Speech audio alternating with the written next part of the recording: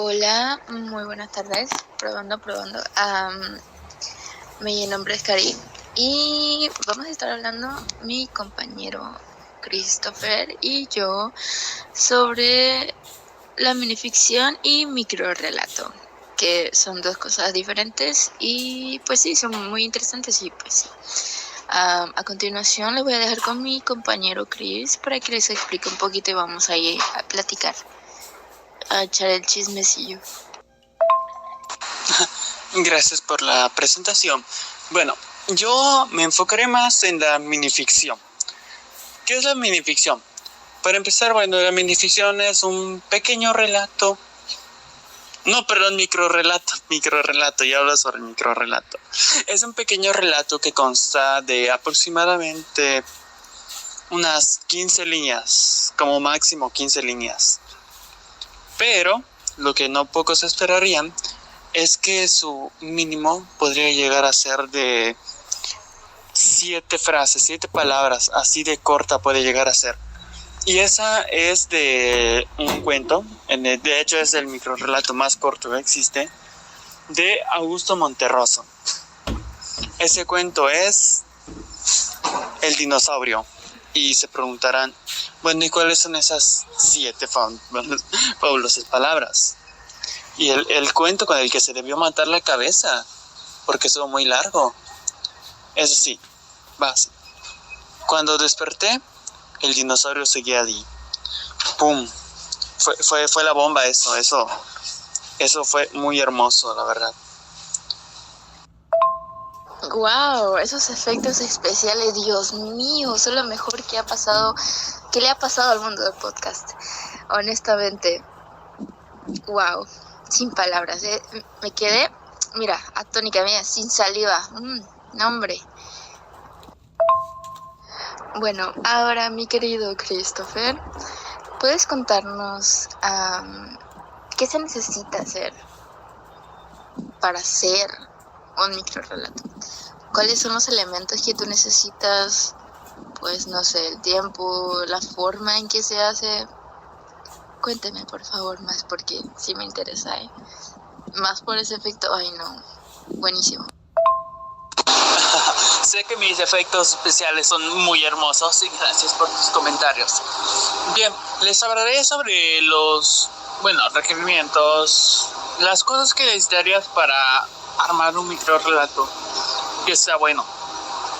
Porque realmente en la industria de las revistas y esas cosas están buscando microrrelatos. O sea, si te dedicas a eso y eres bueno en eso, tú puedes, no te va a faltar pan sobre la mesa. Bien. El primero sería limitar los personajes de 1 o 2. Como saben, en 15 líneas no vas a meter los personajes que están en, digamos, Breaking Bad o The Walking Dead. En alguna serie sí. Va a ser 1 o 2 personajes como máximo. Y de hecho el segundo punto sería reducir descripciones. O sea, no me vas a contar su vida, su pasado, porque llegó ese momento, cuál es su personalidad. No me vas a contar nada de eso. Solo vas a decir, por ejemplo, es alto y tiene cabello rojo. O simplemente tiene cabello rojo. Así de sencilla sería la descripción de su personaje. El elemento sorpresa. El elemento sorpresa realmente se basa en algo que cuando se lea las personas digan, wow, por eso se llamaba así. Ese elemento sorpresa tiene mucho que ver con el título que tenga su microrrelato. El tiempo corto claramente es un tiempo muy corto, 15 líneas, no tienes que tardarte un milenio pensando en eso. Y múltiples correcciones. Como saben, no es tan fácil como parece. Dirás, son 15 líneas. Fácil, yo me hago una historia de 15 líneas. No es tan fácil, porque tiene que ser entendible. No tiene que ser una historia tan X, que no tenga sentido. No, tiene que tener un sentido, pero no lo suficiente para que nosotros los lectores lo leamos y digamos, ok, creo que antes de esto estaban tomando un refresco y pasó un ovni y se los anunció, algo así. El punto del microrrelato es que con lo que estamos dando, el lector pueda interpretar de diferentes formas las diferentes historias que pueda haber de antes de lo que pasó o por qué llegó ese momento y lo que va a pasar después. Bien, mucho microrrelato, pero bueno, hablemos sobre la minificción. Eso lo preguntará lo dirá mi compañero Karim. Así que adelante. Bien, mi querido Chis, un gusto platicar con usted. Y primero que nada y antes que todo, vamos a ver qué es un microrrelato y cómo se va construyendo, cómo se va desenvolviendo este. Bien, aquí yo les voy a explicar un poquito sobre lo que fuimos investigando cada quien, que fue... el microrrelato es un texto breve, escrito en prosa y no debe exceder de las 400 palabras, o sea que está bien resumido, bien cortito, o sea, es como de, no sé, 2 páginas y es bastante poquito, bastante poquitos. En esto se utiliza como recursos, si se le puede decir así, recursos para hacer que tu texto sea más chiquito, o sea, más cortito, que se reduzca y así. Estos se llaman la elipsis, para que el lenguaje sea claro, breve y conciso. O sea, en esto tienes que ser de los más claros del mundo, más claros que el agua, porque si no lo eres, mira, no te va a salir tan bien, Este se ha ido como que haciendo más popular cada vez. En estos años de la pandemia y todo eso, es más fácil contar una historia por los blogs y por Facebook y cosas así, porque es hacer un microrrelato, porque es tan breve, tan conciso, tan chiquito, que es muy atractivo, porque es una de las cosas que más adelante voy a estar platicándoles a ustedes de lo que lleva, porque te atrapa enseguida, o sea, tienes que como que llamarle así desde la primera palabra al lector.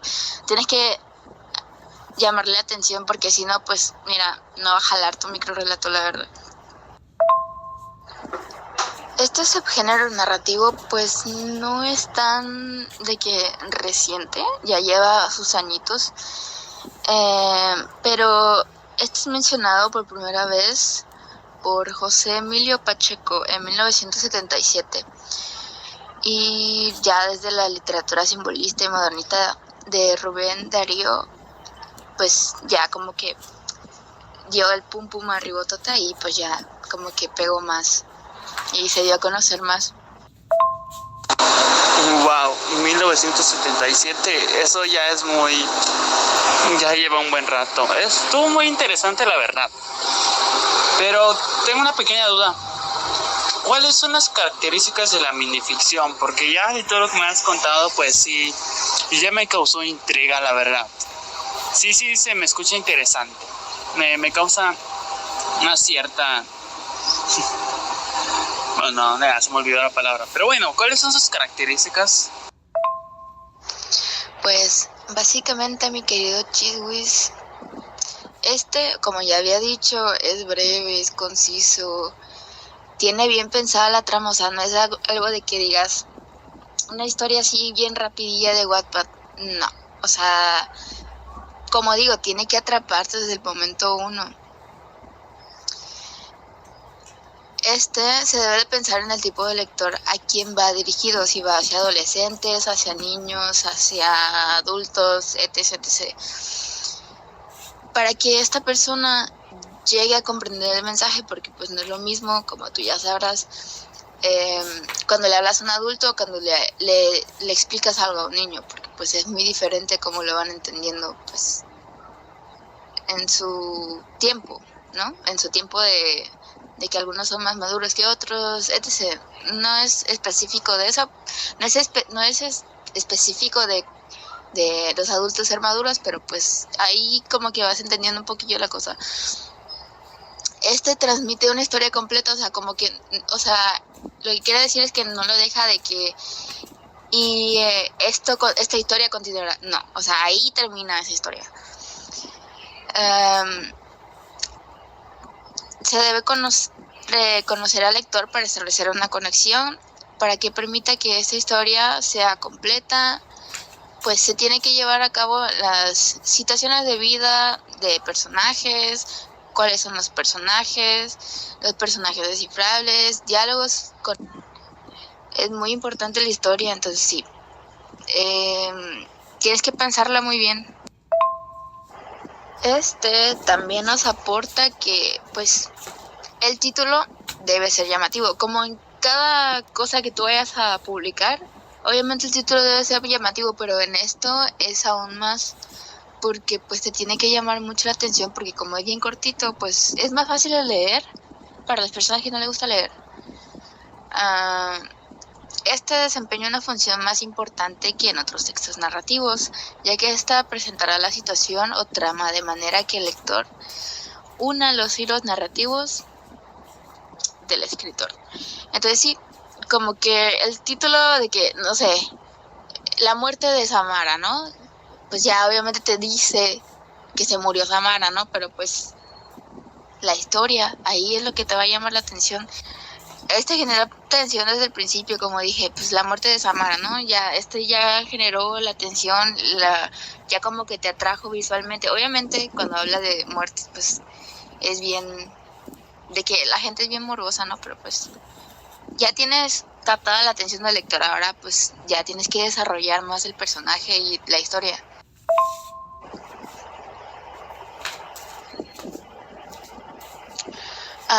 Estos posean finales intensos, o sea que en unas cuantas palabrillas ya el autor debe generar esa inquietud o catarsis al cerrar la historia. Es bien importante que, pues sí, tengan estos finales intensos para que, no sé, de que se murió el protagonista o cosas así, para que como que le dé un giro completamente a la trama y pues a todo, y ya el final. Y aquí, para las personas que se sientan muy interesadas, les voy a dar algunos tips para crear un microrrelato. El número 1 es: piensa en la trama. ¿Cuál será la situación o el motivo de tu microrrelato? ¿Cómo lo vas a llevar a cabo? Tienes que pensarlo muy bien para que, como digo, llame la atención desde el momento 1. Tienes que elegir bien a los personajes. Obviamente ya en los cuentos y demás es bien importante que desarrolles al personaje y le des su propia personalidad y todo eso para que sea más atractivo para el lector. Por lo general 1 o 2, ya que no se necesitan muchos en este tipo de narrativa. Piensa cómo será la intervención en tu trama, ya que tienes que saber relacionar el contexto narrativo con ellos. La 3 es: tienes que elegir a tu narrador. El texto debe ser muy breve, por lo tanto es necesario saber llevar un buen narrador. Este narrador que puede ser omnisciente o personaje protagonista o testigo, dependiendo del hilo narrativo del que quieras dar tu historia a conocer. Es bien importante cómo lo vas a hacer, que es la tía chismosa o el tío chismoso y machista que va viendo, no sé, que va contando la historia como él lo piensa, de cómo en verdad pasó, y después le das el giro de que no fue así, no sé, lo que tú quieras. También tienes que usar una puntuación adecuada. La puntuación determina el tono en el que el microrrelato se llevará a cabo. Es muy importante para que exista una comprensión completa de la historia para con las personas que se los vas a llevar a cabo, o sea, que se los vas a presentar. Y sí, estos son algunos de los pasos que debes de seguir.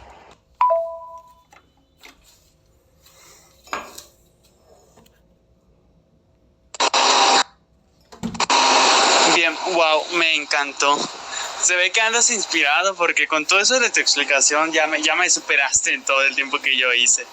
Pero bueno, para no cortarte la inspiración, iba a hablar de los ejemplos, empezando con el mío.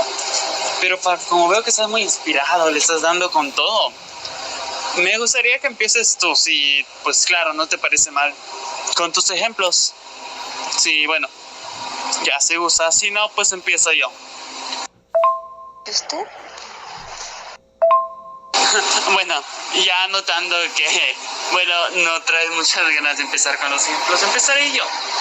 Bueno, el más famoso del que ya les he hablado es el dinosaurio. Este fue escrito por Augusto Monterroso. Él fue un guatemalteco. O sea, fue de Guatemala. La historia ya se las conté, pero se las repito. Un día desperté y el dinosaurio seguía ahí. Nada complicado, nada que digas muy guau. Bueno, la verdad sí fue muy guau, fue un gran golpe de hecho. El siguiente sería de Ernest Hemingway. Bien, este no tenía título, no le puso un título realmente, pero la historia, el relato iba así. Vendo zapatos de bebé sin usar. Ese fue lo que, yo entendí con eso. No es que no está tan difícil de entender. Cada quien le da su propia interpretación. Lo que yo entendí con eso es que vendo zapatos de bebé sin usar. Claro, un zapato de bebé difícilmente vas a encontrar zapatos de bebés usados. Porque pues, son nuevos, son para bebés. Por lo menos ese es mi punto de vista, pero cada quien lo da a su interpretación. Autopastilla. Esta fue hecho por Luciano Danicle. El relato va así. No tenía rastros de haber sido feliz. Y wow. La verdad es que me impresionó lo profundo que logró sonar eso con lo corto que fue. Porque no me esperaba que algo tan sencillo como esto llegue a impactarme de tal manera. Porque sí, wow. El siguiente sería El hombre invisible. El relato va así. Se habrán dado cuenta que no mencioné a un autor, y es porque no pude buscar su autor. Una disculpa por traerles esta información incompleta, pero ahí les va el relato. Aquel hombre era invisible, pero nadie se percató de ello. Aquí se nota muy fácilmente cuál es el impacto que me dio. La frase impactante fue, pero nadie se percató de ello. Obviamente, a menos de que estés ahí usando ropa, siendo invisible, nadie se va a dar cuenta que eres invisible. Va a ser muy difícil que alguien diga, oye, mira que hasta el hombre invisible lo puedo ver, porque no lo puedes ver, es invisible. Me gustó mucho ese último que dice, pero nadie se percató de ello. Es muy irónico. Y el siguiente sería El último hombre. Este fue de Federico Brown. Este es uno de los largos que encontré. Largos entre comillas porque sigue siendo corto, pero en comparación de los otros que les leí, este está un poquito más largo. Esto va así. El último hombre en la tierra está sentado a solas en una habitación y llaman a la puerta. Wow, porque eso ya nos termina de entender. Puede dar a entender más de una cosa, que en realidad no es el último hombre en la tierra, o que algo más tocó la puerta que no es una persona. Claro, puede ser un animal, pero si llegó al punto de la extinción humana y solo quedó este hombre, pues no se puede descartar la idea que pueda ser algo paranormal, como un alienígena, un zombie o algo así. Entonces, wow, simplemente impresionante. Así que con esto ya dicho, ahora sí, ya te toca a ti definitivamente dar tus ejemplos, compañero Karim. Así que con todo gusto te paso la voz a ti. La vida y la muerte de María de los Ángeles. La muerte se sentó en su trono, un macabro asiento hecho de huesos y calaveras. Mirando su reino, se sonrió. Aunque su trabajo era triste y lleno de lágrimas, le gustaba lo que hacía. Le daba lástima cuando las personas morían tan jóvenes. Las muertes de niñas y niños le causaban melancolía. Era su esposa, la vida, quien le sacaba sonrisas. Entre todas las sombras y malas obras, Un rayito de luz alumbraba el lugar. Era ella. Hace años, ellos eran enemigos. Se odiaban más que la oscuridad odia la luz. No se podían ver ni en pintura. Eso cambió cuando los dioses ya no pudieron aguantar más sus bromas tontas. Ellos le dieron la vida a un huérfano. La vida se enamoró del infante. A la muerte le dieron un trabajo: vigilar al niño que algún día sería un malvado tirano. A los 10 años, la muerte fue a cobrar la vida del niño, triste porque se tenía que ir tan joven. Allí se encontró a la vida, jugando con el niño disfrazada de mujer. Era bella, algo que la muerte no había notado. La vida estaba tan distraída con el niño que, estando a su lado, le volteó la mirada. La muerte miró la situación. El niño tenía que morir y ella lo mantenía vivo. Con cualquier roce de la piel le fortalecía la salud y le aumentaba el tiempo de vida. El reloj que flotaba al lado del niño, el que contaba lo que quedaba de vida, ya estaba por decir 0, pero en ese momento ella lo abrazó, dándole 5 minutos más. La vida lo miró, tenía lágrimas en sus ojos y, en ese instante, la muerte no tuvo la valentía de verle los ojos. Tocó el hombro del niño y lo vio caer al suelo. Los dos lloraron. Él porque ella lloraba y ella por la muerte del niño. Se dieron cuenta de lo difícil que eran sus trabajos. Se siguieron viendo, solo como amigos. Después del tiempo, en sus manos aparecieron anillos. Al final, eran la vida y la muerte.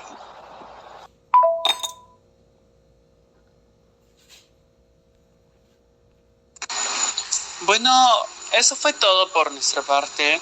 Espero que lo hayan disfrutado y se lo hayan pasado tan bien como nos la pasamos nosotros, o por lo menos yo, siendo sincero, se me la pasé bien. Entonces, gracias por habernos escuchado. Espero volver a hablar para ustedes, que me escuchen en algún futuro no muy lejano. Así que, chao. Y también mi compañero Karim se va a despedir, así que... Sí, fue un gusto, la verdad, fue un gusto haber compartido esta información contigo, mi compañero, mi queridísimo. Y sí, próximamente vamos a hacer más podcasts, pero ya individualmente y no solo para proyecto. Será un proyecto especial que estaremos haciendo individualmente. Y sí, hasta la próxima. Pew, pew, pew, pew, pew, pew, pew, pew, pew, pew, pew, pew, pew, pew.